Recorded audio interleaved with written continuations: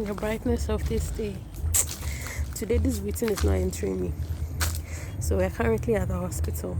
It's Sunday afternoon. Well, I don't even know what time it is right now. It's like, I don't know, 4.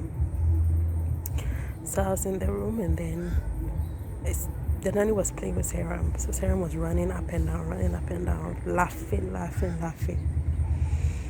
Then, next thing I know, I just hear, Kum. And I heard it from the room, and this happened in the living room.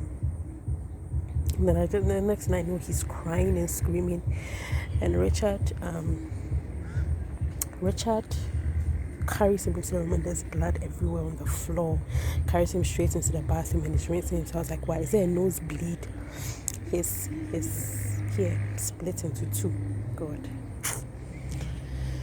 So we washed him off. We used some spirits to try and stop the blood, and then put a plaster on him, and then brought him to the hospital. So they're about to stitch him.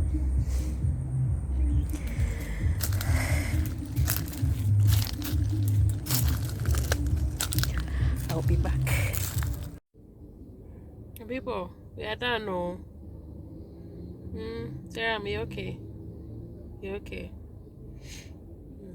So we have to bring him back on, take him back to the hospital on Tuesday morning for dressing. So we'll take him back Tuesday before he goes to school.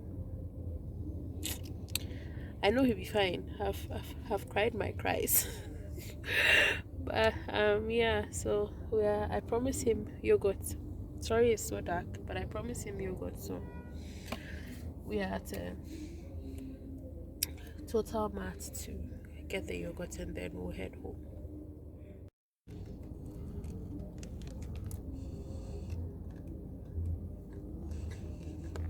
Forty-two into 2 is 21, right? How much was one? Jamka, hello. So it's Tuesday morning, and we came for dressing. We've spent literally 2 hours in this hospital just for dressing. 2 hours. Because I got here at 7:20.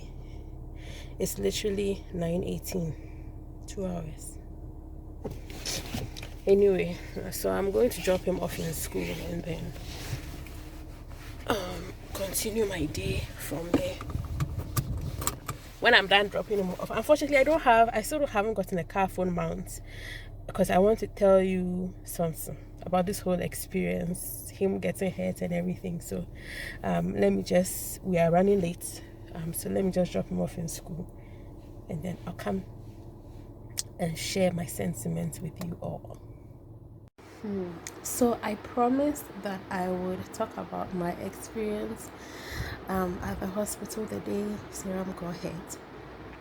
And basically what I wanted to say was that this was a side of motherhood I never envisioned, or I never saw coming, or I never really thought about me being emotional about the fact that my son was hit. I didn't expect my reaction, to be very honest. So when he got hit, so I don't know if I even talked about it in that very first clip, but I was in the room, and then I heard a really loud boom, like really loud, and I just thought that I was just hoping that something fell, not a human being. It turns out it was Serum. He got hit right down the middle of his forehead. Here, bang. Lots of blood. We cleaned him up, took him to the hospital. So while we're in the hospital, like, I was just praying in my head, like, because I know that the devil works in various ways and through various people. Whenever we're going to the hospital, I always pray that whoever will handle me or my son, especially when I'm taking them for weighing and all, whatever, I'm always praying. Anyway, so I was just praying, and like, I was calm, but I was like, hey God, my baby. And so we were in the theater, and then he was crying because the doctor had removed the plaster we put on there. There was blood gushing, so like she had to hold his head like this. Anyway, he was lying down. So the doctor finally comes back, And the nurses are there. She was like, "You will have to leave." She points at me and said, "You will have to leave." So I just walked out quietly because I was close to tears at that point. I was close to tears. And so I left and I sat right outside the room. There was a chair there, so I sat there. Then a few minutes later, I was like, you know what? Let me advise myself and exit the entire building because the tears they were threatening to gush out, and I knew I would hear him screaming and everything. So I was like, you know what? It's okay. So I walked out of the building. I just started walking towards the tree. So I was just walking, and I was like, I need someone to talk to. I need to call somebody. I kept saying, I know he will be okay, but in that moment, I just needed somebody to talk to tell me that he would be okay. So then I called a friend like twice. She didn't answer. I called another friend. She didn't answer the first time she called, but she was somewhere. She was like, she'll call me back then. I finally got somebody else. I called, and then she talked and she prayed with me, and then we ended the call, and then I called another friend. I was crying. I was crying. And at a point, I could actually hear him screaming from where I was standing. I was like, hey, God. I was just crying. I was crying. I was crying. I was crying. Actually, anyway, never mind. But I was crying. I was crying. I was crying. I was crying. And then finally, I managed to calm down by the time everything was over. So I was outside for a bit. So when they were done and everything, then Richie called me because I think I had Seram's insurance card. So like I was glad he was okay. By the following day, he was back to normal. I was like, you let him go to school, and apparently he was running about like it's fine. But when I took him for the dressing, he cried when they were going to remove. Actually, I know the plaster was painful. That's the downside about being hairy because Seram is very hairy, like his forehead and also. And the nurse was removing the plaster. Oh, Charlie. Anyway, I felt for him. The other part I wanted to talk about, toddlers. No, this one is not even probably like a child. Why? Why? This boy made me talk. First of all, they made us wait for so long. Sorry for another day. And the whole time we were waiting, Seram will not sit still. We are in a hospital for goodness sake. Then Seram is climbing the chair. Then his hand is here. Then you see him holding something. You don't know where he picked it from. Whether he picked it from the floor, whether it was on the chair. Then all over. Then now you want to come and touch my face. Where I backhanded his hand. I'm like, remove your hand. Don't touch my face. You want to touch. We're in a hospital with all these infections all around there. You are touching my. What do you mean? Then he saw an old lady drinking cocoa. No, mama, cocoa, mama, cocoa. Hey, Sam will not let me have peace with the fact that he wants cocoa. And I kept saying, when we leave, I'll buy cocoa. When we leave, I'll buy cocoa. Even when you see it cry, he don't understand. He refuses to understand. He just, I'm like, God, can I have peace? Then now he wants to put his hand on my breast. Then he wants to put his hand on my and I just want space. And the fact that you've touched everything and anything, and you want to come and touch me and touch my face, especially my face. I'm surprised this came from. Haba. Finally, we moved, sat somewhere else. I gave him hand sanitizer, cleaned his hands. Next thing I know, Seram's on the floor with his hands on the floor. I don't know what you want on the floor. I wanted to smack him, and then at the point he was being, what's the word? Stubborn. I was giving him, I said he should get up. No. First, I was giving hand sanitizer again. He said no. I said, what do you mean by no? I said, Then he was doing something I told him to stop, and he told me no. And I told him that you think because you're in public, I'll not beat you. I'll beat you. Next thing I know, there's some old wheelchair. Okay, I'm assuming it's old because it just looked abandoned in the corner there. No, Sarah was. I said, God, can you people not sit still?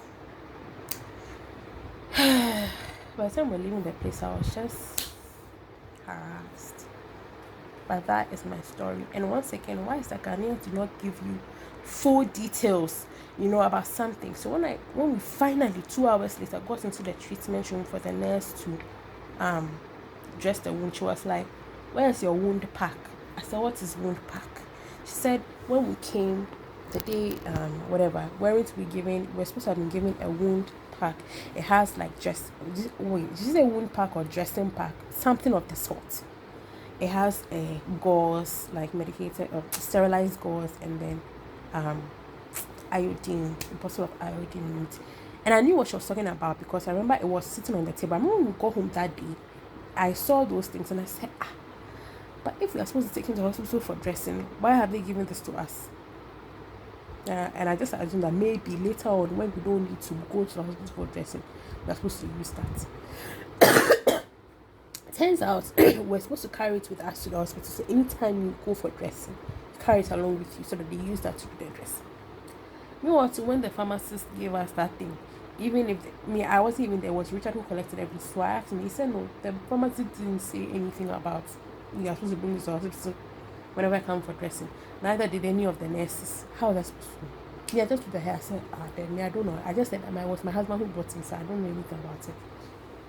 Thankfully, because I had the insurance card, she could go and get some more for us. Like, give full information. Don't think that we assume. So if it was something I had paid for, which means I would have to pay again or go all the way home to go and bring it. What is that? Anyway, so that is my experience. This is the first time I would say he's gotten a major injury. And I declare that he will not have any major injury again in this life because my heart can't handle it. I am a soft. That's one part of me I've never liked. I cry so easily. I don't like it. And I really honestly didn't think I would be this emotional about it. But thankfully, when I took him for the dressing on Tuesday, like, I was fine. I didn't cry or anything. Like, I had to hold him and hold his hands so that he wouldn't fight the nurse through his screaming and crying. But like, it didn't affect me like the way it affected me on Sunday. But your boy is fine, and I really pray he doesn't heal with what's the word? A scar. I really pray he doesn't heal with a scar. I really pray he doesn't get a scar. But anyway, thank you so much for watching this video. And if you've had any similar experiences where your child got hurt, or even a kid you were taking care of got hurt, and you had to into the hospital, what was the injury? Or even yourself, what injury have you had, and how did your parents react to it? Anyway, thank you so much for watching this video, and I will see you in my next video. Bye.